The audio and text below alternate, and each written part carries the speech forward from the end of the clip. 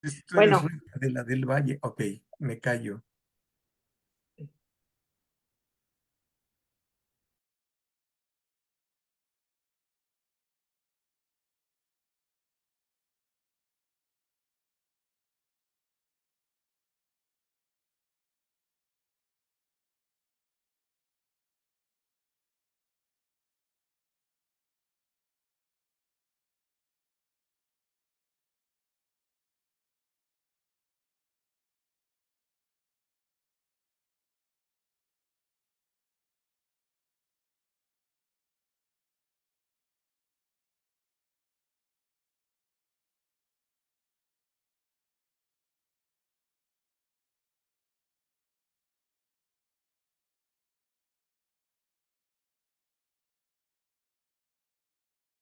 ¿qué tal? ¿Cómo están?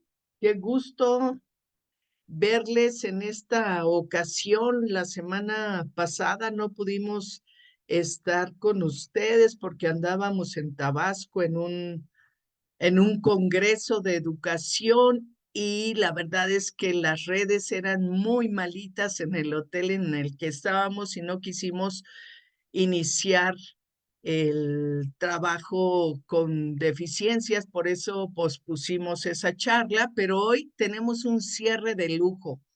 Estamos cerrando el año, este ciclo de conversatorios en Facebook con un tema muy relevante, muy importante. Cuando platiqué con el sexólogo Francisco Delfín sobre el tema que podría él tratar, porque su conocimiento es amplio en diferentes temas de sexualidad, él me sugirió este y enseguida comenzaron a surgir muchísimas preguntas para mí, pero bueno, quise colocar solo esta que abriera la charla, qué hacer frente a las disfunciones sexuales.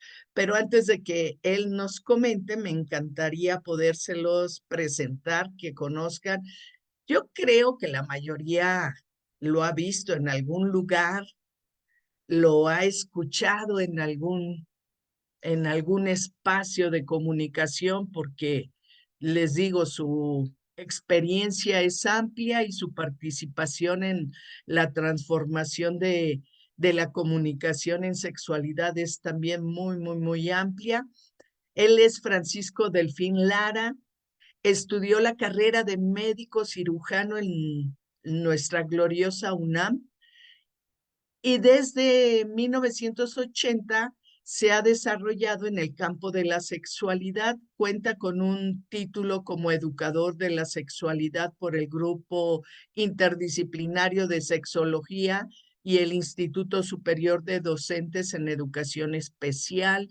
Cuenta también con la maestría en educación sexual en el Centro Integral de Sexualidad y Educación Sexual en Jalapa de Enríquez, Veracruz, y actualmente es doctorante en sexualidad humana por la Universidad Nexum y la Asociación Mexicana de Medicina Sexual, AC.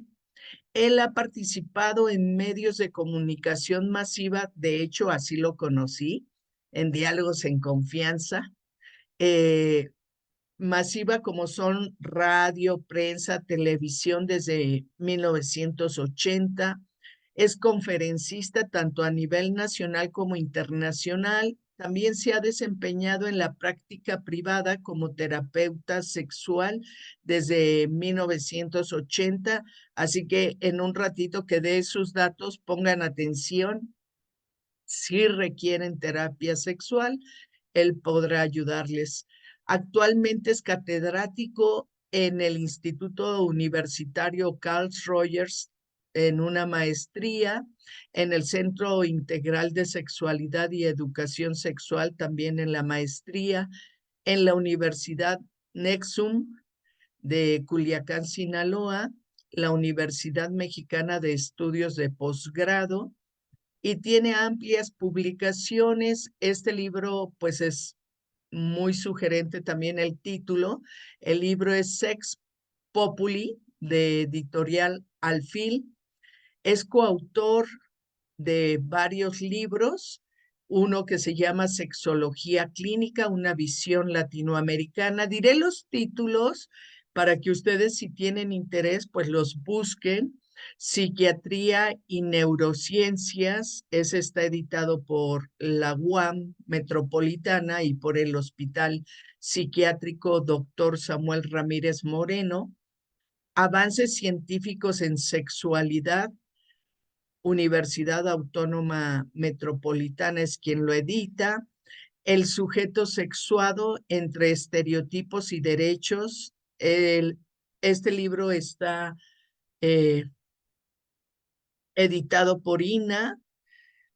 También tiene el manual de capacitación Varones Pacíficos, Padres Responsables. Es un titulazo como para estarlo revisando de manera permanente.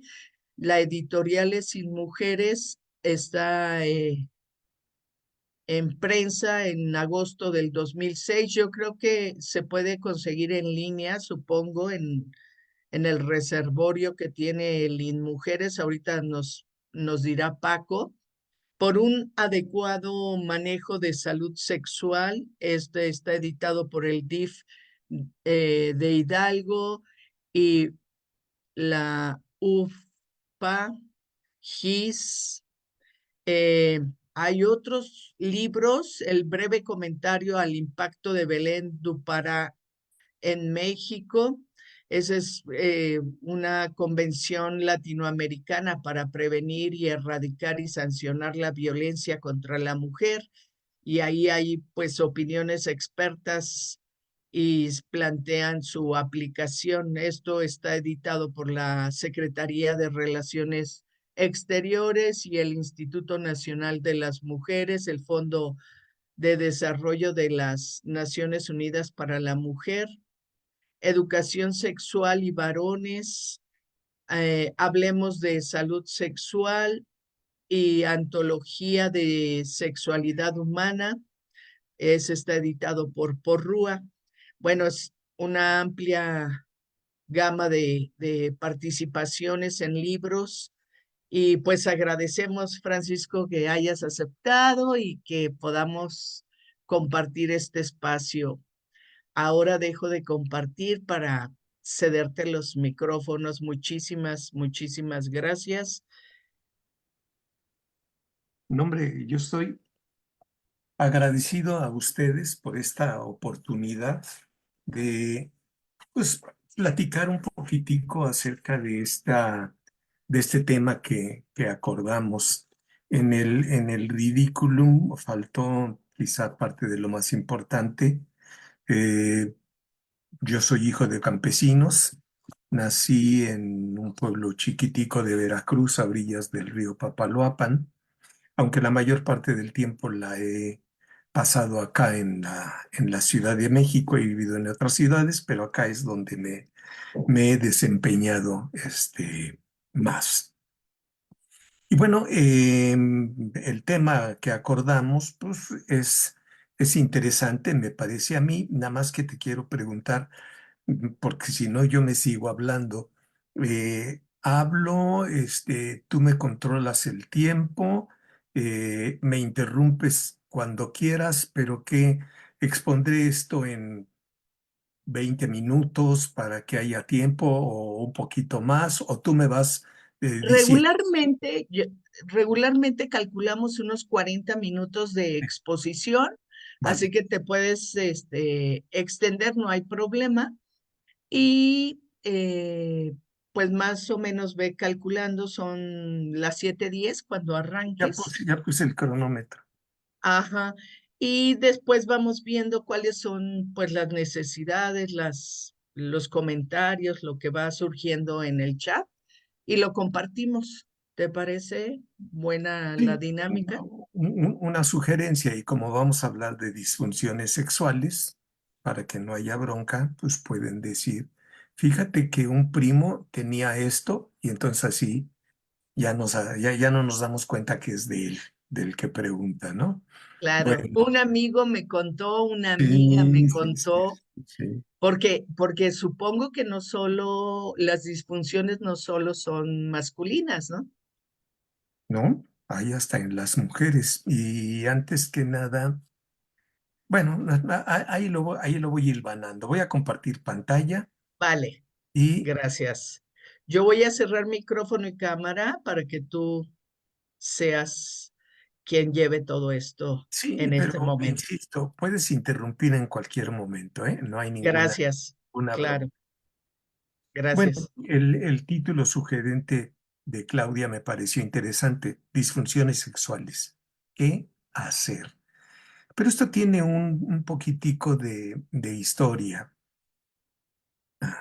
Mi cronómetro.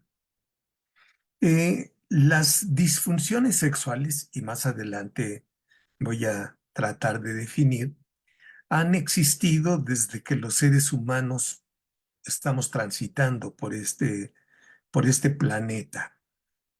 Y a veces puede la gente pensar que tiene mucho tiempo, pero como seres humanos, no tenemos tanto tiempo.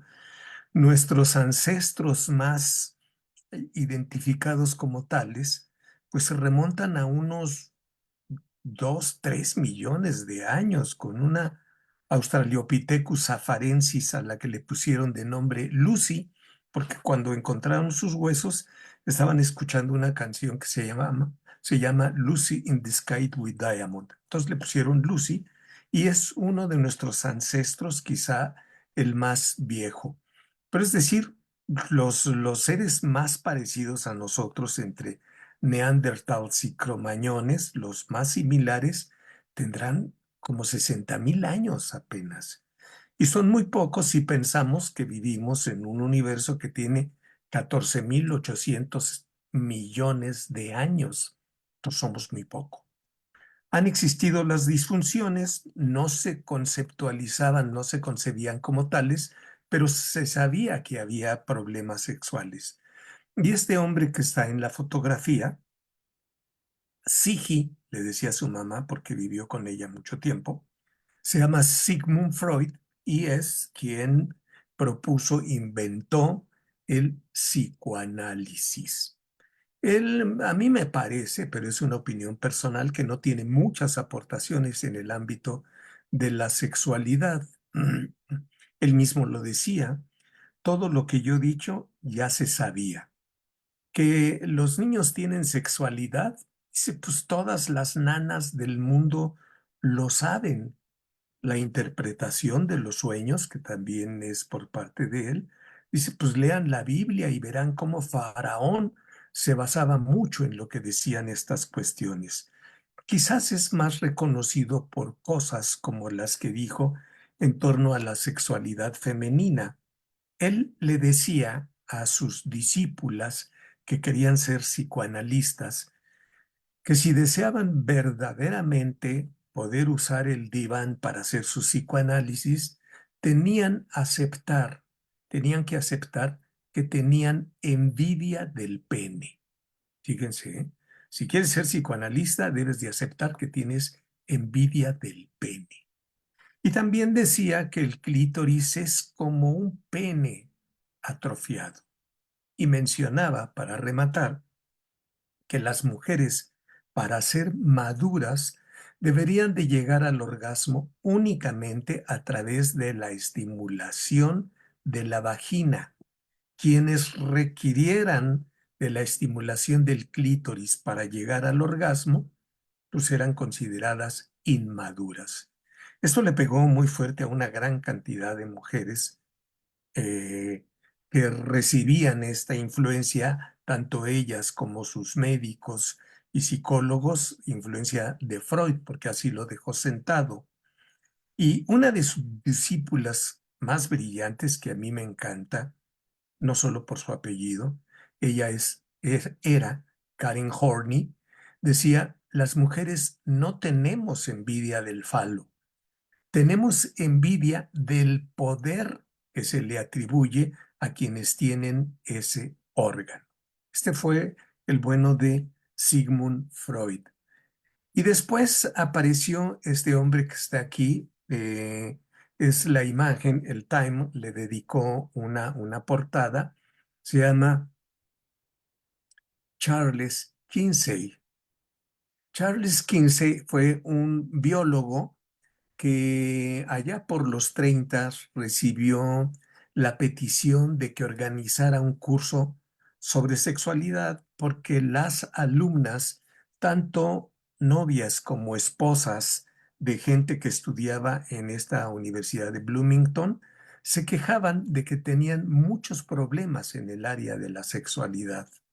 Kinsey era un experto en avispas, en una avispa y una abeja productoras de miel y coleccionó más de 250,000 ejemplares y se dice que los describió uno por uno. Donó todo este material al Museo Nacional de Historia en Estados Unidos y en los 30, cuando le hicieron esa propuesta, aceptó. Se puso a revisar todos los libros que existían sobre sexualidad, entre ellos los de Sigmund Freud, pero también los de gente como Richard von Krafft-Ebing, Magnus Hirschfeld, Henry Havelock Ellis, Ivan Bloch, bueno, los súper destacados, y después de leerlos, dijo, nada de lo escrito hasta la actualidad tiene validez científica y realizó una investigación en más de 5,000 hombres y en más de 5,000 mujeres estadounidenses y publicó un par de libros, El comportamiento sexual del varón y El comportamiento sexual de la mujer. Y dijo que no se generalizara. Él especificaba muy bien en dónde realizó las investigaciones. Bueno, este individuo con sus aportaciones, todavía cuando la gente hace investigación, compara mucho lo que encontró Kinsey con lo que va descubriendo la gente. E impactó mucho a un médico, a un ginecólogo estadounidense, aquí está retratado muchos años después, que, que se llamó eh, Masters, William H. Masters, William Howard Masters, y realizó una investigación con la mujer que está al lado, Virginia E. Johnson. William H. Masters fue un gran investigador, sobre todo en el área de la reproducción, y quería trabajar sobre la sexualidad desde ya, y su maestro le dijo no. Antes de que hagas trabajos en sexualidad, tienes que conseguir tres cosas. Uno, ser reconocido a nivel internacional en algo que tenga que ver con medicina, con sexualidad. En segundo lugar, ser avalado por una universidad de prestigio. Y en tercer lugar, tener 40 años, porque si comienzas a hablar de esto desde muy joven, no te lo van a creer. Consiguió ser uno de los investigadores más destacados en reproducción, en el efecto que tenían distintas hormonas en el útero de conejas. Fue avalado por la Universidad Washington, pero comenzó su investigación cuando tenía 38 años porque ya no se aguantaba. Hizo investigación sobre la respuesta sexual humana. Cuando anunció esto, una gran cantidad de gente se opuso y le dijo, ¿cómo vas a llevar el amor al laboratorio? Y él dijo, yo no pienso llevar el amor al laboratorio. Yo quiero saber qué pasa en el cuerpo cuando se tiene una actividad sexual. Lo del amor se lo dejo a los poetas, que son los que saben verdaderamente de esto. Y se puso a investigar qué pasaba en el cuerpo cuando se está en una actividad sexual. Se dice que presenciaron más de 10,000 actividades sexuales. Su investigación la comenzaron en 1954 y publicaron sus resultados hasta 1966, es decir, 12 años después. Dijeron que con fines didácticos se podía representar en una curva lo que acontecía en el organismo. Esta curva era tetrafásica, es decir, tenía una fase de excitación, otra de meseta, otra de orgasmo y otra de resolución. Esta es la curva de la respuesta sexual masculina. Es un solo tipo de curva. Pero estos nombres, pues, ¿qué dicen? Pues nada, ¿no? La excitación en la curva de Masters y Johnson, en la masculina, se refiere a cuando el pene se erecta. Esa es la fase de excitación. Y la fase de meseta es el lapso, es el tiempo que tarda desde la excitación hasta eyacular.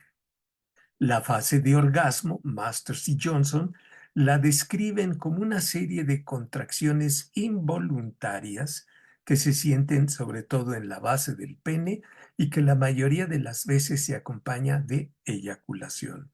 Y la resolución es el tiempo que tarda el pene, vamos a decir, en regresar a su estado de flacidez.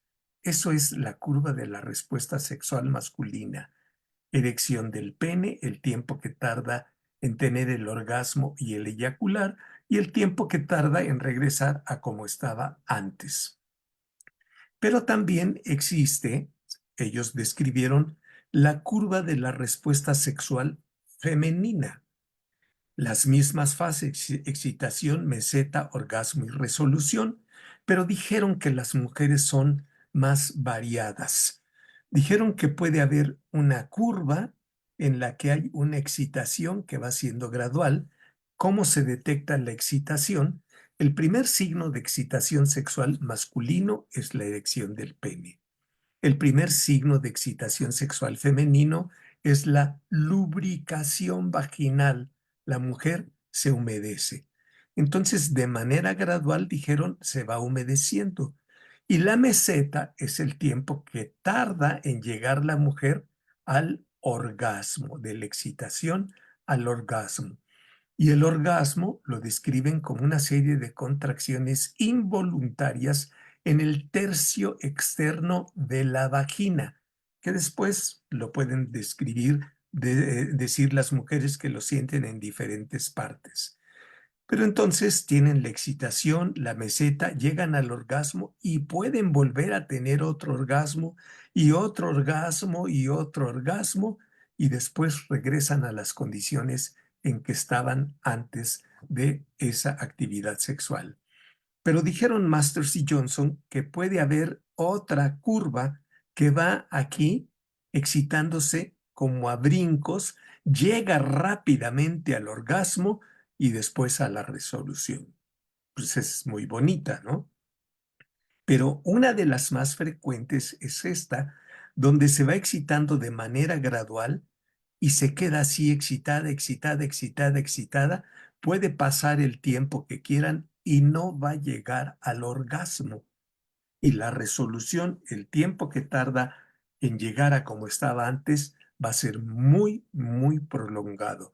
Esa es la curva de la respuesta sexual femenina.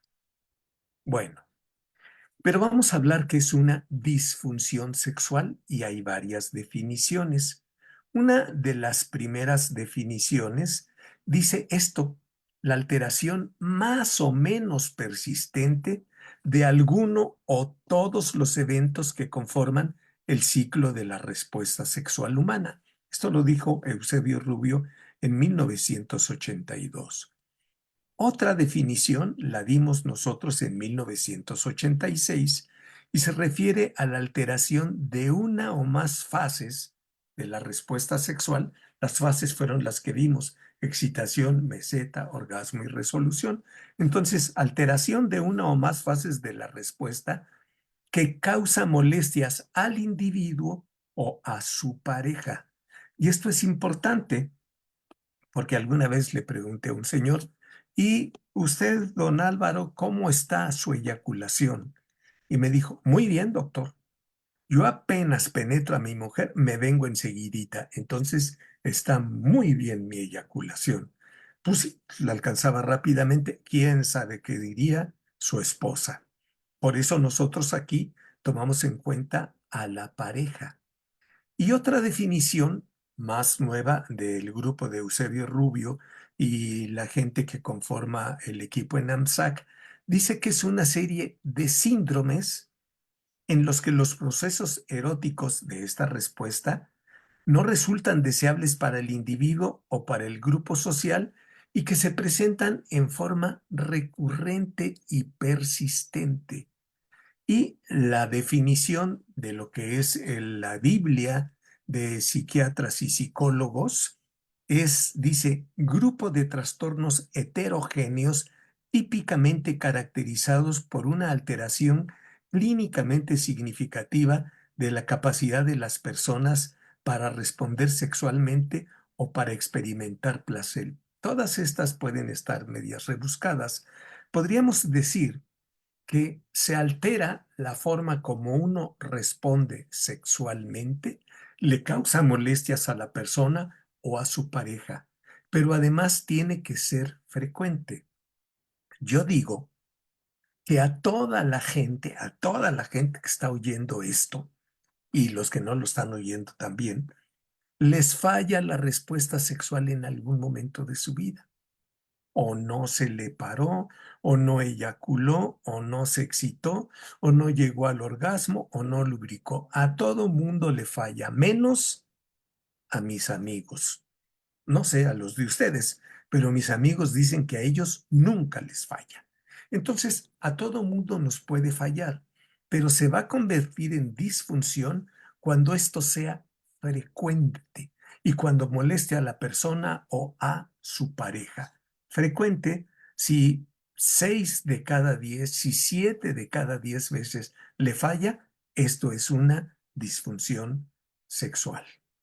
Ahora bien, les decía que la Biblia de psiquiatras y de psicólogos y de profesionales de la salud es esto, el manual diagnóstico y estadístico de los trastornos mentales. Es el DSM-5. No, no son 5, son más porque ha habido revisiones y cuestiones por el estilo, pero el actual es el DSM-5 y clasifica las disfunciones de la siguiente manera. Dice que hay una eyaculación retardada. Esto significa que el individuo tarda mucho en eyacular. Mucho es relativo, el tiempo es relativo. Decía Tomás de Aquino, yo sé lo que es el tiempo, pero cuando me lo preguntan, ya no sé explicarlo. Bueno, acá el individuo se tarda mucho en eyacular, mucho, 15, 30, 40, 50 minutos, dice, y no puedo eyacular dentro de mi pareja. Se tiene que salir de la pareja, se masturba y a lo mejor eyacula. Eso es la eyaculación retardada. El trastorno eréctil, que se conoce más en la actualidad como disfunción eréctil, se refiere a la incapacidad que tiene el individuo para lograr la erección o, si ya la logró, la puede perder. Pero insisto, esto se tiene que repetir. A cualquiera le puede fallar que se le baja la erección, pues hagan de cuenta que está con su pareja, se oye que se abre una puerta y su pareja dice, mi mamá, y entonces se le baja el pene, ¿sí? Y si ella le dice, no, no era mi mamá, entonces puede recobrar la erección. Pero el que tiene disfunción eréctil, se le va la erección y no la recupera. Eso es el trastorno eréctil o la disfunción eréctil. Ahora se habla del trastorno orgásmico femenino. Antiguamente decíamos que era la anorgasmia y durante un tiempo se hablaba, lo cual ya no se acepta bajo ninguna circunstancia, que las mujeres eran frígidas. Eso está en desuso. Los hombres, cuando tenían disfunción eréctil, decían, es un impotente, tampoco se usan. Si ustedes escuchan a alguien que habla de frigidez y de impotencia, significa que no está actualizado en el ámbito de de la salud sexual. Entonces, el trastorno orgásmico femenino significa que la mujer no alcanza a llegar al orgasmo. O 8 de cada 10 veces que está en una actividad sexual no llega al orgasmo. ¿Se acuerdan ustedes que les dije que el primer signo de excitación sexual en los hombres es la erección del pene? Voy a tratar de describirlo cómo ocurre esto. Cuando un hombre se excita sexualmente, una gran cantidad, bueno, una gran cantidad de sangre llega al pene y se vacía en tres cilindros que están en el interior del pene. Son dos cuerpos cavernosos y un cuerpo esponjoso. En medio del cuerpo esponjoso va la uretra. Pero si ustedes le piensan, cavernosos y esponjosos suenan a huecos. Y eso es. Estos cilindros tienen estructuras que están llenas de huecos. Cuando llega la sangre, se vacía en estos cuerpos cavernosos, llena estas estructuras que están vacías, las llena y entonces apachurra las venas. Recuerden que nos han enseñado que la sangre arterial viaja por las arterias, es roja porque lleva oxígeno y otros nutrientes. Oxigena todos los lugares donde llega y cuando pierde el oxígeno se convierte en una sangre más oscura, la ponen como azul y es la sangre venosa y regresa por las venas. Cuando se llena el pene, apachurra las venas, ya no puede salir la sangre y el pene se erecta. Es una belleza de mecanismo. Y cuando tiene la eyaculación el hombre, el pene ya se vacía, ya se descongestionó. Fíjense bien, para que un hombre tenga una erección decente, ¿sí? Y que diga, pues sí es mía, se necesitan como 70 centímetros cúbicos de sangre. 70 centímetros cúbicos. Para que una mujer alcance una excitación semejante a la del hombre, se necesitan 500 centímetros cúbicos de sangre, 7 veces más. Está congestionada la pelvis de la mujer, llega al orgasmo y se descongestiona la pelvis. Pero si la mujer no llega al orgasmo, esa sangre se queda ahí y se va vaciando muy de poco en poco. Si se repite que tiene actividad sexual y no llega al orgasmo, entonces esto está congestionado. Hay una entidad médica que se llama congestión crónica de la pelvis. La mujer tiene molestias, se siente irritada. Entonces, el trastorno orgásmico femenino tiene estas broncas. El trastorno, ahora le llaman trastorno de interés, excitación sexual femenino, lo que antes se le llamaba falta de deseo o deseo sexual hipoactivo. Y esto lo podemos describir como que la mujer no tiene fantasías, no tiene ganas, no tiene antojos sexuales. No se le antoja la actividad sexual. Hay otra disfunción que es el trastorno de dolor genitopélvico penetración, así se llama. Antes se llamaba vaginismo y dispareunia. Y descrito de una manera muy sencilla, sería la contracción involuntaria del tercio externo de la vagina que impide la penetración. Es una contracción dolorosa, sostenida e involuntaria. ¿Sí? No se puede penetrar. Ujú. Y también a los hombres les falla el deseo, aunque tradicionalmente se dice que los hombres siempre están ganosos. No, no, no. Hay algo que se llama trastorno de deseo sexual hipoactivo en el varón. Y también no tiene ni fantasías ni ganas o tiene muy poco. Y se puede sentir muy mal. Y su pareja, pues también. Y la última disfunción que ponen aquí en el manual diagnóstico es la eyaculación prematura, la eyaculación precoz. Aquí el individuo eyacula rápidamente, pero pues ¿cuánto es rápidamente, no? Eyacula rápidamente o antes de lo que él quiere. Con fines de investigación, porque dijeron, bueno, tenemos que decir qué es eyaculación precoz. Hace muchos años, la doctora Kahn decía que era eyaculador precoz aquel hombre que terminaba antes de 2 minutos después de haber penetrado. John K. Meyer, que vino acá a México, nos decía, un eyaculador precoz es aquel que termina antes de 16 movimientos pélvicos. Y yo le decía, oye John, pero ¿a qué velocidad y a qué profundidad? ¿Sí? Masters y Johnson dijeron, ese eyaculador precoz, aquel hombre que termina en más del 50% de las ocasiones antes de que su pareja llegue al orgasmo. Aquí ya se toma en cuenta la pareja.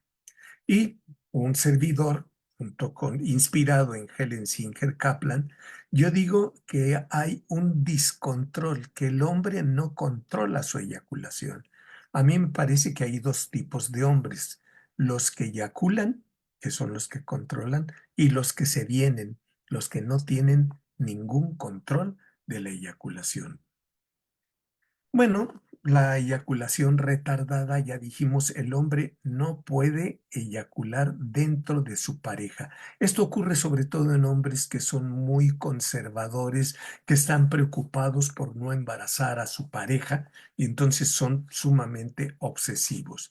La disfunción eréctil dijimos que es aquella incapacidad para lograr la erección o para sostenerla. La disfunción eréctil no es una enfermedad, es un signo que aparece en determinadas enfermedades. Por ejemplo, la diabetes mellitus, el, eh, el síndrome metabólico, cuando están elevados los triglicéridos, el colesterol, cuando el individuo está deprimido, cuando fuma mucho, tras, ahí aparece la disfunción eréctil. Los trastornos del deseo se pueden ver sobre todo en individuos que están deprimidos. Esto ocurre con cierta frecuencia. Y también en individuos que tienen disminuida la testosterona libre. Pero nada de me voy a ir a poner testosterona para que se me quite. Todo esto tiene que ser tratado por especialistas, no solo médicos, sino especialistas en terapia sexual. Y la eyaculación precoz. Les decía que con fines de investigación se dijo, es un eyaculador precoz un hombre que eyacule antes de 1 minuto después de haber penetrado. Dijeron, es muy poco. Bueno, antes de 2 minutos después de haber penetrado. Se considera que 30% de los hombres tiene eyaculación precoz. Si 30% de los hombres eyacula antes de que pasen 2 minutos después de haber penetrado, eso significa que esos coitos son muy coititos, coitititos. Ujú. Eh, con respecto a las mujeres, está esta problemática de no alcanzar el orgasmo, el trastorno orgásmico femenino o la anorgasmia. Cuando yo atiendo mujeres que tienen anorgasmia y les pregunto si alguna vez en su vida se han masturbado, dicen que no. La masturbación es una actividad que permite que la gente se conozca, identifique qué partes le agradan y qué partes no. Esto no es una apología de ir y masturbaos, pero la masturbación puede ser benéfica y se usa también en el ámbito de la terapia sexual. Puede haber problemas con, ya dijimos, con el deseo sexual de las mujeres. No se les antoja, no tienen ganas. Esto se relaciona sobre todo, así lo ven con más frecuencia, con problemas hormonales. Cuando la mujer está en el climaterio, cuando ya no va a producir, sus ovarios ya no van a producir hormonas, ni estrógeno ni progesterona, y un poquito de testosterona puede bajar esto, pero también puede estar deprimida. Y lo que hablábamos del dolor, el vaginismo y la dispareunia se ven sobre todo en mujeres que han padecido abusos a lo largo de su vida, abusos sexuales y violaciones, ¿no? Y también las que recibieron esa información, ahora ya no es tanto, pero les decía, tu primera relación te va a doler mucho, vas a sangrar, casi van a tener que llamar a la Cruz Roja, y la mujer vivía empavorecida con esta situación. Y aquí algunos datos. Aún existen mujeres que nunca se han masturbado. Kinsey decía que 92% de los hombres alguna vez en su vida se habían masturbado y como 50% de las mujeres alguna vez en su vida se han masturbado. Esto ha aumentado y ya son como 70% de las mujeres que se han masturbado. La mayoría de las mujeres alcanza el orgasmo por medio de la masturbación. Les hablaba que Freud decía que si la mujer necesitaba de la estimulación clitoridia era inmadura. Masters y Johnson, los que estudiaron la respuesta sexual, encontraron que 75% de las mujeres requería de la estimulación del clítoris para llegar al orgasmo. 3 de cada 4 mujeres necesitan de la estimulación del clítoris. O sea, se echó por tierra lo que decía Freud. Y estos investigadores encontraron que entre 3 y 4 mujeres de cada 10 tienen dificultades para alcanzar el orgasmo por medio del coito pene-vagina. Son muy pocas las que lo pueden alcanzar a través de la estimulación vaginal, pero se les ha pasado que el clítoris a veces lo representan como un pedacito que se alcanza a ver ahí, pero el clítoris es una estructura muy grande que corre a los lados de los labios mayores y se profundiza en la vagina. Esta mujer, Rosemary Mason, es importante porque hubo otra sexóloga muy destacada, Helen Singer Kaplan, que dijo que para tener una actividad se necesitaba tener excitación, se necesitaba tener deseo, y todo el mundo dijo que sí. Pero Rosemary Mason, junto con otros investigadores, se encontraron esto, que una gran cantidad de mujeres tiene actividad sexual, mujeres heterosexuales, sin estar excitadas. La mayoría, dice Rosemary Mason, que ya después cuando están en la actividad sexual se pueden excitar, ese es otro rollo. Pero una gran cantidad tiene relaciones sexuales sin estar excitadas. ¿Por qué? Pues échenle coco. Puede ser para que ya se duerme para que ya no esté dando lata, para que suelte el billete y podamos comprar regalos de Navidad, para que no me violente, por un montón de cuestiones. ¿Qué cosas pueden afectar el apetito sexual? Pues una educación sexual conservadora. El sexo es sucio, malo, cochino. La reputación, sobre todo de las mujeres, se puede ver afectada. El embarazo no deseado, ¿no? No quiero embarazarme, entonces, pues no se le va a antojar esto. Esto de la modernidad, las mujeres siempre han trabajado, siempre, siempre. Nada más que las labores que se hacen en casa no se consideraban trabajo porque se pensaba marxistamente que el trabajo es algo que mm, produce dinero. Pero bueno, las mujeres cuando se incorporan a trabajar fuera de casa, adquieren la doble o triple jornada laboral.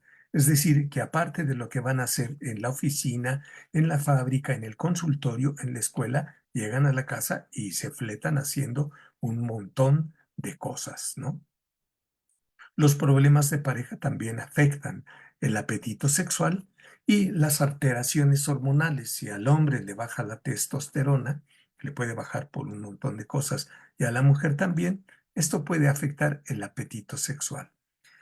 Pero la pregunta es, ¿por qué se mantienen las disfunciones sexuales? Y con gran frecuencia es porque la gente no tiene conocimientos de lo que es su cuerpo.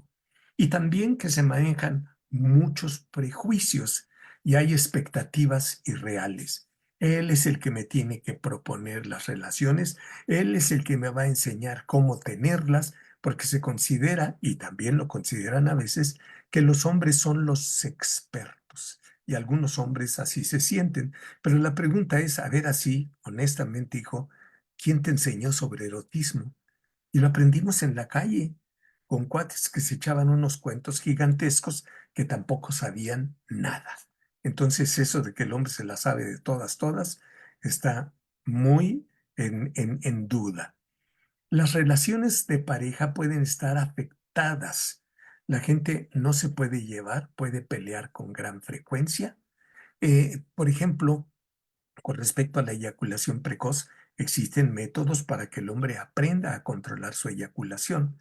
Y lo ideal, cuando tratamos problemas sexuales en la terapia sexual, lo ideal es que vayan en pareja. Pero a veces notamos que la mujer no colabora y a veces hasta boicotea por ejemplo, el tratamiento de la eyaculación precoz. Y nos tiene que quedar claro, por ejemplo, que la gente acude a terapia por eyaculación precoz a veces 7 años después de haberlo padecido. 7 años que cada vez que ella se acercaba, hablando de parejas heterosexuales, pensando que iba a disfrutar, él terminaba antes y ella se queda muy molesta. Yo le digo a mis alumnos que no es tan difícil aprender a controlar la eyaculación y lo que es más difícil es trabajar los resentimientos de la pareja. Puede haber mala comunicación y cuestiones por el estilo. Las experiencias de abuso sexual son, por desgracia, en el ámbito de las mujeres, muy frecuentes en nuestro país. Y las relaciones se pueden volver insatisfactorias. Imaginen un hombre que eyacula rápidamente en esta pareja heterosexual, pues ella se va a quedar vendiendo agua. Hay técnicas inapropiadas cuando está la gente teniendo relaciones sexuales. No saben tocar, no saben acariciar y la comunicación es muy mala, no se atreven a preguntar qué quisiera la pareja. La ansiedad, la ansiedad a veces de desempeño cuando el hombre va muy preocupado por tener la erección más fuerte del mundo, se preocupa y entonces se pone en acción una parte de su cerebro y que se relaciona con el sistema nervioso simpático, aquel que responde en las urgencias.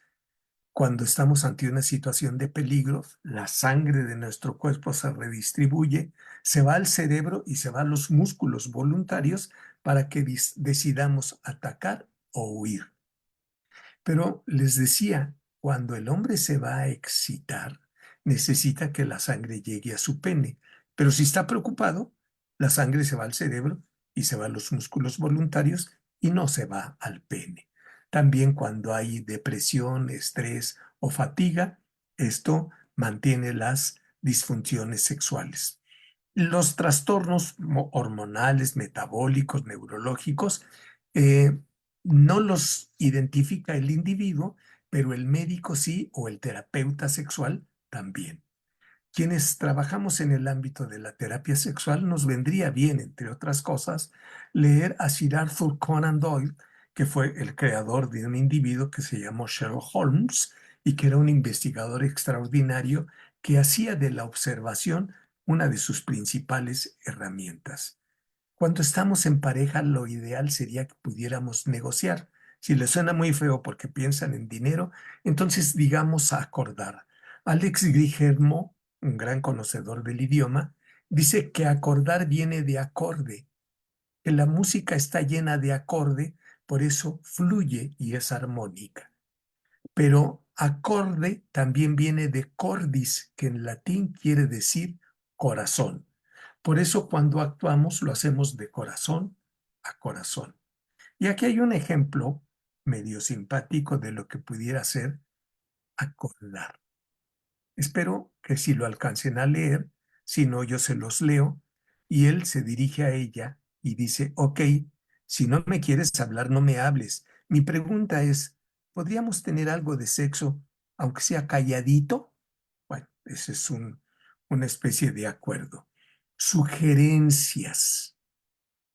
Hay que centrarse en el placer, no tanto en la erección o en la lubricación o el orgasmo. Hay que centrarle en el placer, cómo le doy placer a mi pareja, cómo puedo recibir el placer. Lo otro va a aparecer después. Y también en el ámbito de la sexualidad, del erotismo, entre más lento mejor. No acaricien como policía judicial. Así, abran las piernas y ya, se acabó. No, tárdense todo el tiempo posible, no corran prisa, recorran ese cuerpo de centímetro a centímetro, de milímetro a milímetro, de poro a poro. Y el tiempo dedicado cuando van a consulta de terapia sexual, cuando ya salieron, ese tiempo que empleaban para la terapia, que lo sigan ocupando para ello. Uno como terapeuta les hace seguimiento 6 meses, un año, 2 años. Y cuando las sesiones terapéuticas no salen porque ellos les falló la tarea, revisar eso que falló es de lo mejor, es de lo más enriquecedor. Y también podríamos hacerlo así en pareja. Cuando nos falló algo, más que reclamar, lo ideal sería, fíjate que el sábado, en lugar de decirle, el sábado tú me dijiste y me hiciste y tal cosa, no. Decir mejor, el sábado, fíjate que yo me equivoqué en esto, en esto, en esto y en esto. Y la otra persona posiblemente hable de la misma manera. Si seguimos teniendo relaciones por obligación, pues no lo vamos a disfrutar, ¿no? ¿Cuántos mexicanos nos decían antes, hoy toca como resignados? Lo ideal es ir a buscar placer, dar y recibir placer. Si lo logramos, es muy factible que terminemos como unas paisanas mías que vivieron en la época prehispánica, disfrutando, gozando, gozando así. Esto es parte de la bibliografía y estos son mis datos, pero los pondré después. Dejo de compartir. Y Claudia, terminé a los 39:55. Excelente, muchísimas gracias, María Aurora. También andarás por ahí si quieres participar, compartir algo. Estamos por acá.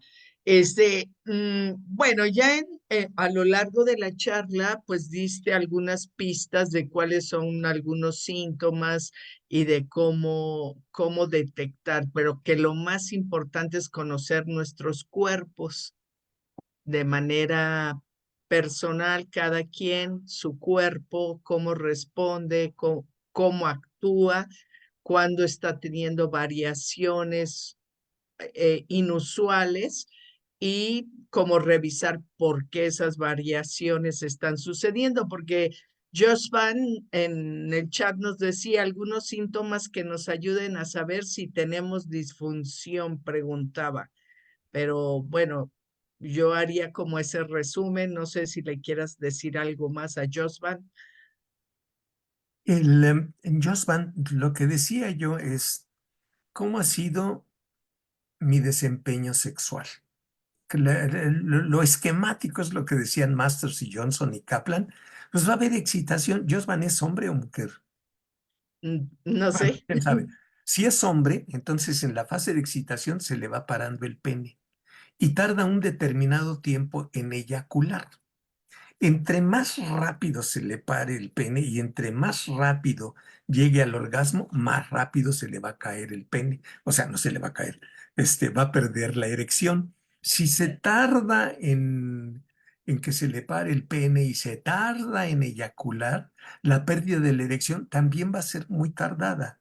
Pero entonces, ¿cómo he estado funcionando yo bien? Así, bueno, así me he sentido bien.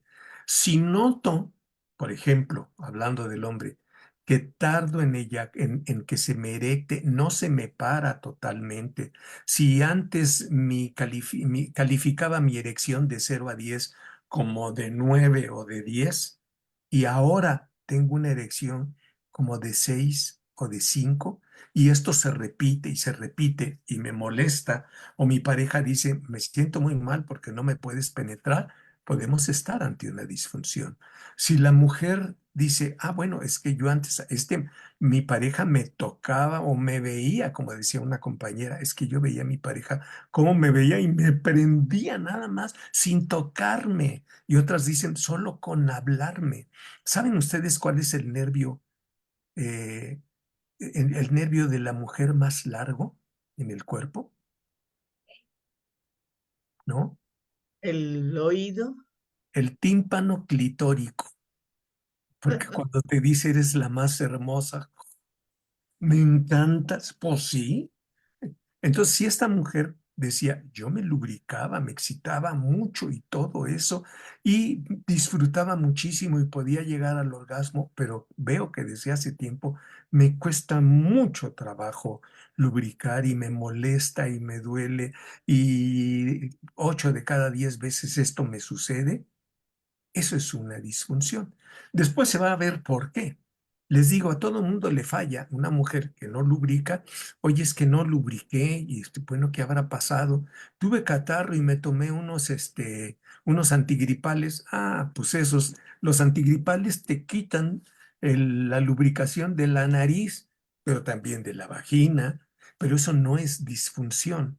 Si ya entraste a la Mesopotamia y entonces ya están disminuidas las producciones hormonales, a lo mejor puede disminuir esto y disminuyen otras cosas. Ya no va a ser la misma lozanía por ejemplo, de la vagina, la piel va a perder un montón de cosas. Todo eso puede influir en que ya no tenga tantas ganas. Pero las mujeres que siguen teniendo relaciones sexuales con hombre o con mujer, lo que sea, y durante todo este tiempo del climaterio, lo conservan esto. Los viejos, porque decía aquí, las variaciones también tienen que ver con el envejecimiento.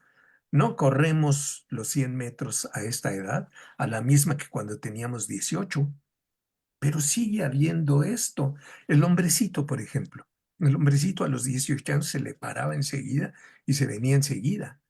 Ahora cuando está más viejo, se va a tardar en que se le pare el pene.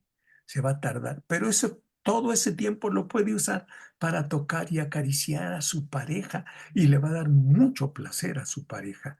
La mujer puede también tardar en lubricar. Bueno, pero va a lubricar. Y si no, pues hay unas cosas que se llaman lubricantes solubles en agua, ¿sí? Y que son buenísimos. Pero sí quisiera insistir en eso de que no hay que centrarse ni en la erección, ni en la lubricación, ni en el orgasmo.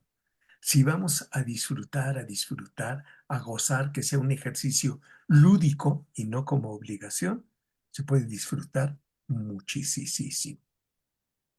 Entre los comentarios que iba leyendo, un joven decía, esta es información, pero ¿por qué no la dan a nosotros si somos jóvenes? Bueno, porque en mi época, los jóvenes, será porque yo soy del 68, andaban en el destrampe, andábamos en el destrampe, en el paz y amor. Teníamos muy buen discurso. Prexta, ¿qué te cuesta? ¿No? Y le tirábamos el rollo a las chavas, los heterosexuales, para que aflojaran las chavas, pero nadie quería casarse con esas chavas que eran buena onda. Los prejuicios ahí estaban. ¿Y por qué?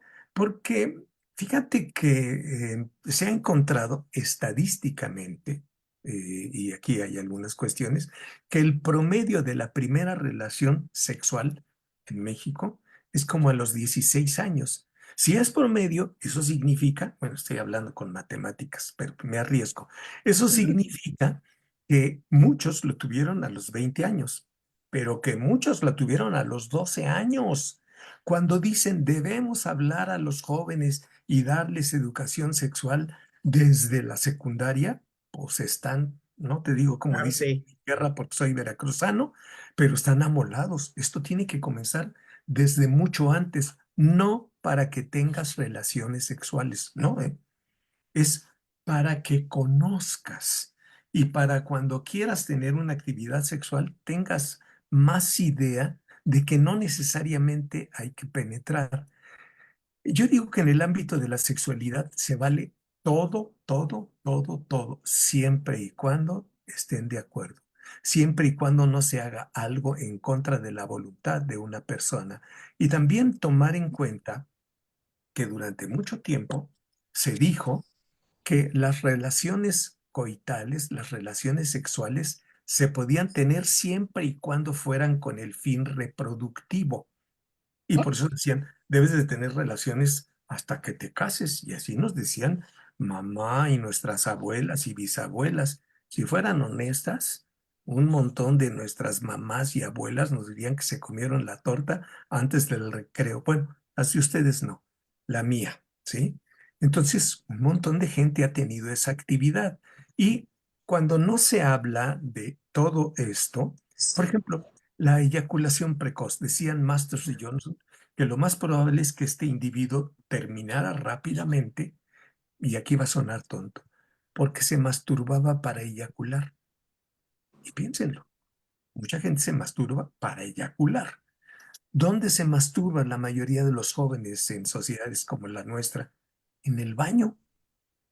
Y cuando el joven entra al baño y va como Dios, bueno, no, yo no tengo religión, como muchos sugieren, con su revista, con su iPad, con su iPhone, con su crema, con su botana, con un cigarrito y se mete al baño para hacer todo eso, apenas se metió al baño cuando ya le están tocando y le preguntan, ¿qué haces?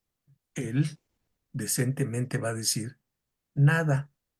Y entonces ahí terminaría el diálogo, pero no, está tan loco el diálogo que dicen, ¿qué haces? Y él dice, nada, y le dicen, pues apúrate.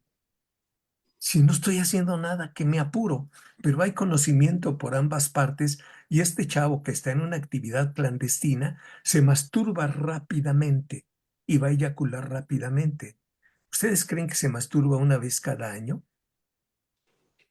Pues pónganle el número que quieran, pero todas esas veces se va a masturbar de la misma forma y va a aprender, como decía mi tía Canuta, a eyacular rápido, o como dicen los psicólogos, se va a condicionar, o como dicen los maestros, va a introyectar y va a aprender. El chiste es que eyacula rápido. Tendríamos que enseñar a los jóvenes a masturbarse para sentir, para identificar eso que me indica que por ahí viene la eyaculación y dejar de hacerlo para que se retrase. Y otra vez inicio y cuando lo vuelva a sentir, lo retraso. El eyaculador precoz es un individuo que no siente, por eso termina rápido. Por eso creo que es importante lo que hacen estas mujeres, ¿eh? Esto del ACE, Educación Integral en Sexualidad, es de fundamental importancia, no para ustedes, ¿eh? Para todo mundo, para todo mundo. Los viejos también podemos aprender, ¿sí? Deberíamos de escuchar, pero bueno, ese es otro rollo. María Aurora, ¿quieres participar? Y, oye, Paco, fíjate que algunos jóvenes nos han dicho que se consideran asexuales, digamos, sin ningún interés sexual. ¿Se consideraría todavía esto una disfunción o cómo crees que ha ido evolucionando esta idea? Fíjate que hay gente que nos pone a pensar, voy a, voy a dar las iniciales de este hombre nada más. Javier Lizárraga Cruchaga dice que no son asexuales, porque etimológicamente asexual significa sin sexo. Serían como los muñecos con los que ustedes jugaron, si jugaron con muñecos. ¿Se acuerdan que no tenían sexo? Eso sería asexual. Dice Javier que en dado caso serían aneróticos, que no se les antoja la actividad erótica. Y eso, pues, existe. Y si existe, no hay bronca, a menos que la gente se sienta mal. Hay gente a la que no se le antoja eso, pero puede amar, puede querer, puede respetar y a veces hasta se puede echar un faje con su pareja para que disfrute su pareja, aunque esta persona no goce y no se le antoje. Cada vez se encuentra, perdón, que hay más personas que están en esta categoría a los que les dicen asexuales, pero ya vi que Claudia apuntó que a lo mejor sería preferible, como dice Javier, aneróticos Eróticos. y preguntar cómo se siente esta gente, que no tratemos de curarlos. Ah, no, porque tú debes de tener ganas, hija, hijo. Pues no. ¿Cuántas veces no hemos estado en abstinencia sin ganas? Yo creo que mucha gente nos ha pasado y no hay bronca, ¿no? Si paga sus impuestos, si respeta a toda la gente, si no agrede, yo creo que no hay bronca. Y sí, justo muchas de las chicas, chicos que se autodeterminan como asexuales, dicen eso, que sí tienen vida amorosa en términos de afectividad, pero y se sienten atraídas, atraídos por diferentes personas, ¿no? También son homoafectivos o heteroafectivos, así, ¿no? Sí, sí, sí, sí. Por acá hay un comentario, dice, las disfunciones sexuales pueden variar dependiendo de su contexto, las circunstancias específicas. Es importante considerar el consentimiento, la privacidad y el respeto hacia todas las personas involucradas. Esto lo dice Anayeli Secundino Barrera, no sé si la conocen. No, O pero coincido con ella. No podemos, bueno, más bien yo no pude, no me di el permiso de hablar de la intersectorialidad, porque Aquí, por ejemplo, estamos 3 personas frente a la pantalla que somos de tez clara, pero la sexualidad la tenemos todos los individuos, pero es diferente y va a diferir en un montón de cosas desde la religión que tengo, ¿sí? Desde la lengua que hable, porque hay distintas conceptualizaciones. Cuando se pierde una lengua, a mí me parece que se pierde una concepción de un universo que es muy distinto. Este, tú vas a ir a los glaciares hermosísimos y entonces los que estamos en sociedades como la nuestra decimos nieve y decimos nieve a eso blanco que vemos. Pero los inuits o los esquimales, como los conocemos más, tienen 26 categorías para eso que le llamamos nieve, ¿sí? Porque una cosa es lo que viene cayendo, es un tipo de nieve, me voy a dar el permiso, cuando llega y está blandita, ¿recuerdan? Cuando se endurece, cuando está con la tierra, cuando se está aguadando, cuando...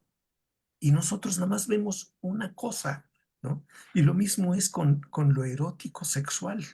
Pues va a diferir de esto que decía la compañera exactamente, del contexto donde estoy, de la época donde viví.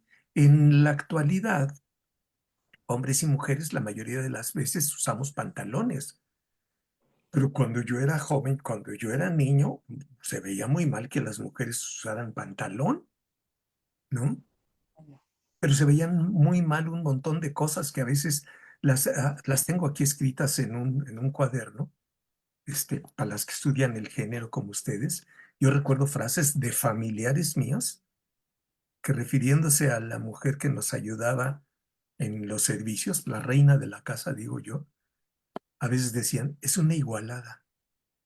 Igualada es una gruesedad, a mí me pareció una agresión gigantesca. Quiere ser como nosotros, ¿no? Es una igualada. Entonces, tenemos tantas cosas ahí que vale la pena. Lo que dice la compañera es cierto. Varían de individuo a individuo y en la edad también. Y las conceptualizaciones que se tengan. Hay una gran cantidad de religiones donde se prohíbe el disfrute. Me parece que la palabra placer acalambra mucho en sociedades como la nuestra. Se encomia el sufrimiento. Ay, cómo sufre, qué buena onda, ¿no? Pero placer, ¿vas a disfrutar? ¿No? Y más las mujeres. Yo tengo mis perversiones de por qué se sanciona más lo de las mujeres. A mí me parece que el potencial erótico femenino es inmensamente mayor que el potencial erótico masculino. ¿Sí? Y por eso hemos ideado tantas cosas para sancionar el comportamiento de las mujeres. Se castiga de diferente manera eso que se ve mal en el ámbito de la sexualidad, si lo hizo un hombre o si lo hizo una mujer. Todavía en la actualidad y en mi familia, no sé en la de ustedes. Y lo digo para todos los que estamos escuchando, ¿sí? Porque prejuicios tenemos todas las personas, es una realidad. ¿Qué hago con eso? Y yo siempre he dicho que discursos cualquiera se los echa, cualquiera los hace bonitos. Xochitl, Claudia, quien sea, se echa discursos bonitos. Lo, iba a hablar como veracruzano, lo difícil está en vivirlos. Eso es lo que está más canijo, ¿no? Y con respecto al erotismo, pues a mí me parece que lo ideal es que tratáramos de pasárnosla bien con nuestra pareja. O las parejas, ¿no? Hablando de polis, ¿no? Porque hay gente que le llega a eso, pues está bien.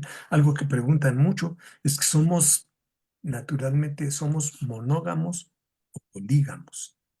Y es re bonito, porque se ponen a rascarle, este, para el congreso que va a haber en Vallarta. Este, yo propuse una parte que sería vida sexual en otras especies, porque había pensado sexualidad en otras especies, pero me van a decir, no, los changos, los caracoles no tienen sexualidad, pero entonces si digo vida sexual en otras especies, pues sí puede haber y van a ser distintas las cosas que hay, ¿no? Hay animalitos interesantes, pero desde luego nosotros somos el acme de la evolución. Los, Sí. los perfectos, ¿no? Pero hay animalitos como los bonobos que son bien interesantes. Los hippies decían de entre los primates, porque estos animales, cuando algunos animales están en tensión, entonces se agreden, ¿sí? Y los bonobos, cuando están en tensión, no se agreden, se Vale. acicalan, se besan, se fajan, pueden simular la cópula o copulan, pero no agreden. Pero tienen muchas características. Son grupos como de 30 o 40 individuos comandados por hembras. Y cualquier macho que se quiere poner al brinco, llegan las hembras y lo aplacan. Como hay relaciones todos con quien quieran, los machos que se ponen a veces muy celosos de las crías, no las matan porque no saben si son de ellos, ¿no? No hay infanticidio en estos, lo que sí ocurre en chimpancés. Pero bueno, creo que podemos aprender mucho de estos animalitos, ¿no? Bueno, de un montón de cosas podríamos aprender, pero me callo, ¿sí, no? No, no, no, está muy interesante y vamos aprendiendo.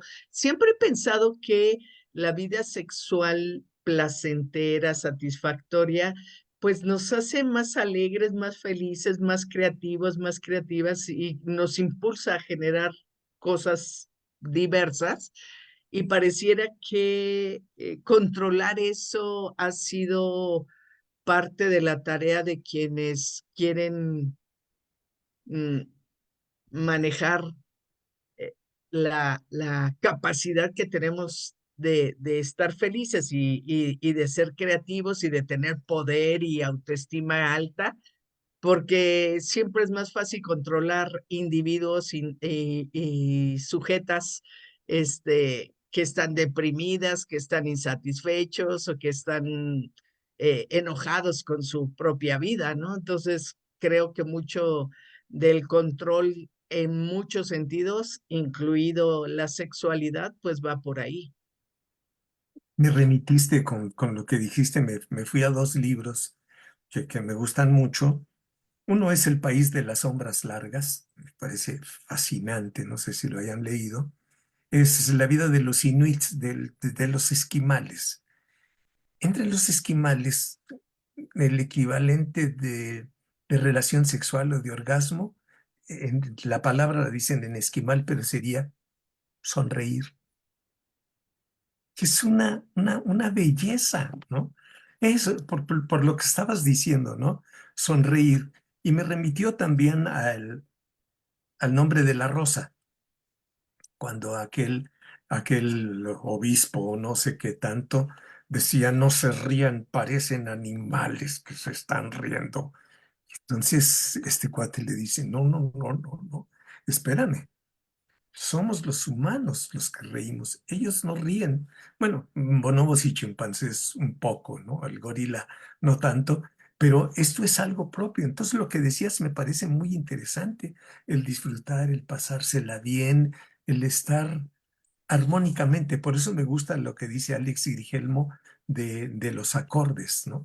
Acordamos de corazón a corazón, dice él, se me hace muy, muy bonito, pero lo ideal sería esto que dices tú, que vamos a tener discusiones con la pareja y con los hijos, porque eso es inherente a cuando se juntan dos individuos, o si se juntan más, pues mucho más.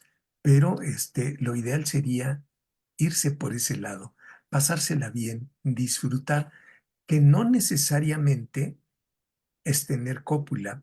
Graciela Hierro, ¿se acuerdan de Graciela Hierro? Uno de sus libros que más me gusta, que es novela, se llama Gracias a la vida y describe la historia de una mujer que, como de 80, ¿no? María Aurora, que se vuelve a enamorar, tiene una pareja y bueno, a mí me conmueve, pero como yo soy chillón profesional, entonces todas esas cosas me llegan. En una parte, ella le dice, bueno, primero dice, y cuando descubrí que tenía arrugas, decidí poner en práctica el consejo de unas amigas feministas. Me fui a la farmacia, me compré un tarro grande de crema barata, Llegué a la casa, unté el espejo con la crema y adiós arrugas.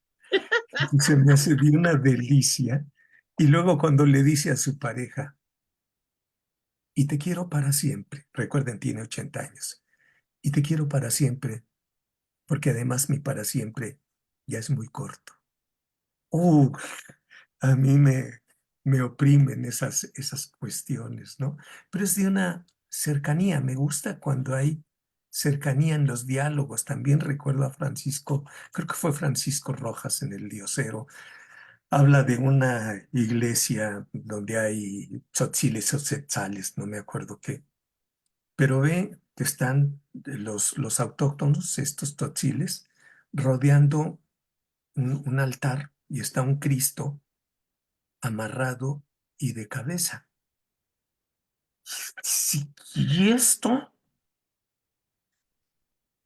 le hicimos fiesta, compramos alcohol, tronamos cohetes, hicimos comida, le pedimos que lloviera, no llovió, que se chingue.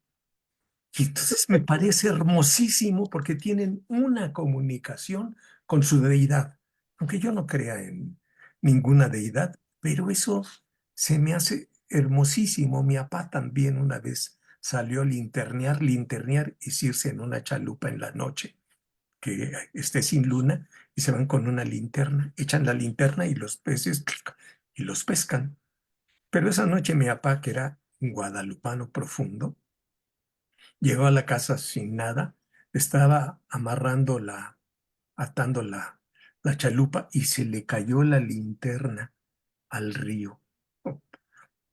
Y entonces dijo, coño, Dios mío, si no me das, no me quites, cabrón. Y entonces Qué genial. se está dirigiendo a su deidad en una comunicación estrecha, ¿sí? Y las deidades conocen las groserías y se enteran de todo, si existen las deidades, ¿no? Pero eso, que es parte de lo que mencionabas, la comunicación para llevárnosla lo más tersa posible, sabiendo que hay altibajos, ¿no? Sí, por supuesto. Edith Mora Edith dice, excelente información sobre la disfunción sexual, son temas importantes y muy útiles de los cuales debemos estar bien informados. Es un comentario. Otra también dice que gracias por la información y claro que hay que estar informados y prevenidos antes de que suceda, por aquellos que decían que para qué si eran jóvenes, ¿no? Dice muy buen tema, excelente exposición, felicidades. Esto lo dice Patricia Vela Canales. Por acá había uno que me había llamado la atención. Puedo poner mientras mis datos que decías por Claro, si claro que se estén preguntas. viendo por si alguien quiere consultarte o ponerse en contacto contigo. Yo creo que eso es muy bueno. Ahí Eh, está, pero escucho ya. Ujú. Saraí García dice, son temas que uno como adolescente debe conocer y estar, esta transmisión nos brinda mucha información y es algo importante ya que muchas personas no saben informarse bien, son útiles. Gracias. Había una que me había parecido, pero ya no la estoy encontrando. Mira, mientras le platico a Saraí, compañeras, gracias por lo que mencionó. Yo creo que algo que vale la pena que manejen los jóvenes es cuando les proponen realizar alguna actividad, por ejemplo, erótica sexual, se pregunten ¿para qué? ¿Para qué? No, no por qué, ¿eh? No por qué. Porque si ustedes se preguntan ¿por qué me casé? Ya tienen 100 cosas. Pero si se preguntan ¿para qué me casé? Se echa uno un clavado a las entrañas. Entonces, sobre todo las chavas se pregunten ¿para qué? Y ya decidan qué hacer. ¿Qué hacer con todo lo que les han informado sobre lo que vale la pena prevenirse? No solo de los embarazos, ¿no? Porque, pues, eso es fácil. Las infecciones de transmisión sexual, ¿no? Y otra es que y se percaten de que tienen el derecho a decir una palabra de 2 letras que es no, que es de fundamental importancia manejarla, decirlo, y por el otro lado, aprender que debo de respetar el no, ¿sí? Que aprendamos a decir un no contundente desde la más tierna infancia, porque la mayoría de las criaturas que han sido abusadas se caracterizan por lo que decimos que es un niño, una niña buena. Los niños buenos son Obediente. obedientes.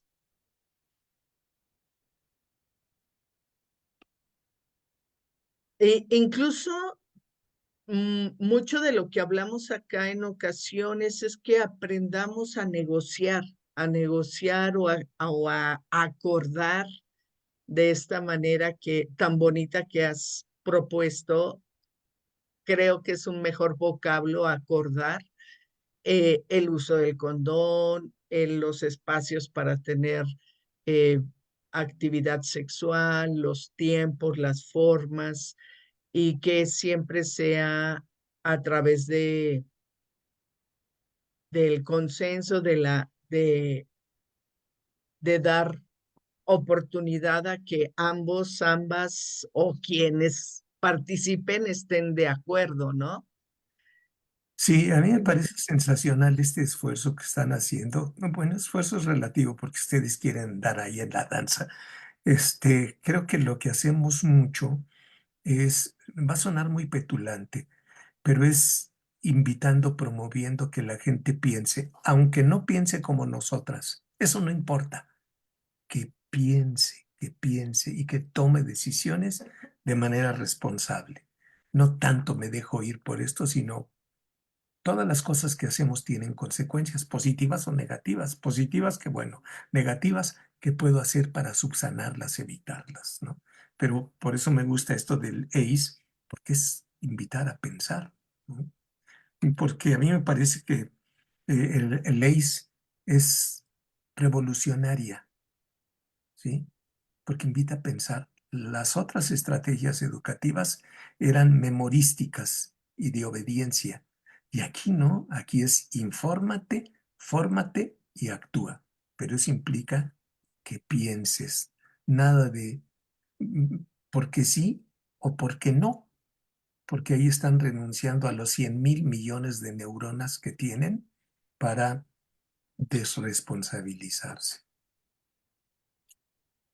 Pues muchas gracias. No sé, María Aurora, si quieras comentar algo más o igual pasamos a los anuncios Parroquiales. Sí, sí, Clau, parroquiales. por favor. Sí, Clau, Ah, por favor, ok, muchas. ok. Bueno, como saben, somos, y quienes no saben, porque por primera vez vi a muchas personas que vienen de las normales. Me encantó verles en el chat, justo a quienes se están formando como docentes, a quienes forman docentes en las escuelas normales. Gracias por estar. Por favor, sigan compartiendo para que más y más docentes en formación se puedan incorporar a este esfuerzo o a este placer de hacer comunidad en torno a la educación integral en sexualidad. Está pensado y construido para docentes.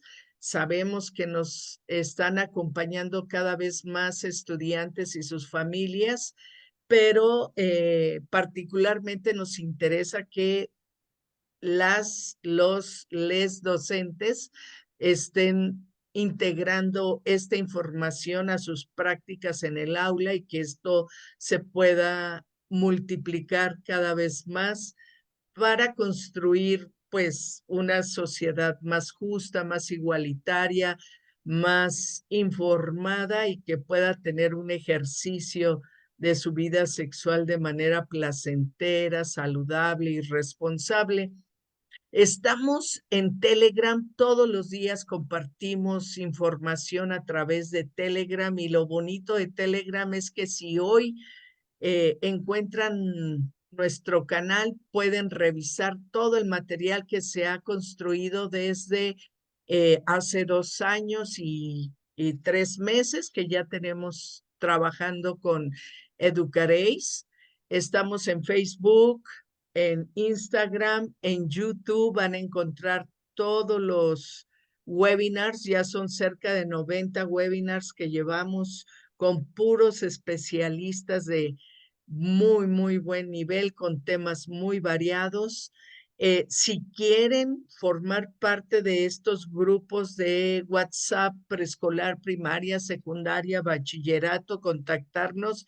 Tenemos este número telefónico y podemos hacer espacios para cursos, talleres, información ya particularizada para una escuela, para una zona escolar.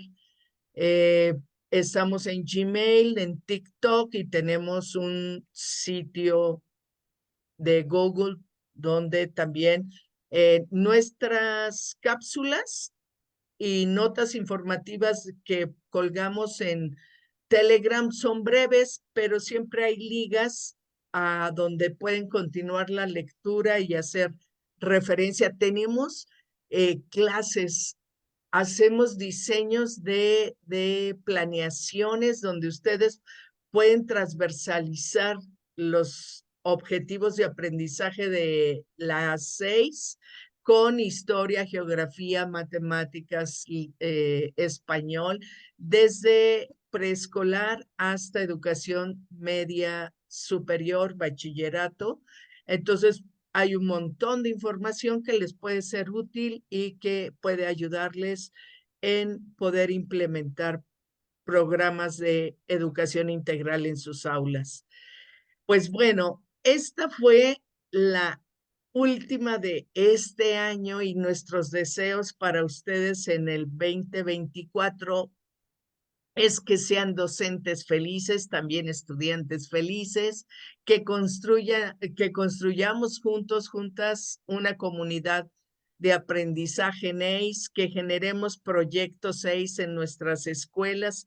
Les podemos acompañar en ese cometido, educar con perspectiva de género y derechos humanos, promover el respeto e inclusión en el aula, incentivar a una autoestima positiva en cada estudiante, fomentar el desarrollo integral de todas las personas que están en sus aulas.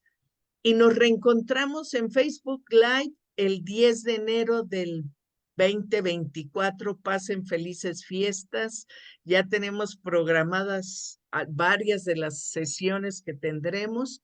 Así que, pues un placer y un gusto. Voy a dejar de compartir para despedir a Francisco con las imágenes ampliadas. Mil gracias para el público, para quienes nos vieron por acá y pues hasta la próxima. Algo que quieras cerrar, un postrecito, diría Julio Astillero, no sé si lo escuches por ahí de pronto. De vez en cuando. Cuando dijiste muchas gracias, se me antojó decir lo que comentan siempre en la península de Yucatán. Mucho gusto, con mucho gusto. Se me hace muy bonito, ¿no? Gracias. Gracias por considerarme, muy amables. Gracias. Muchas gracias, Paco. Salimos de transmisión.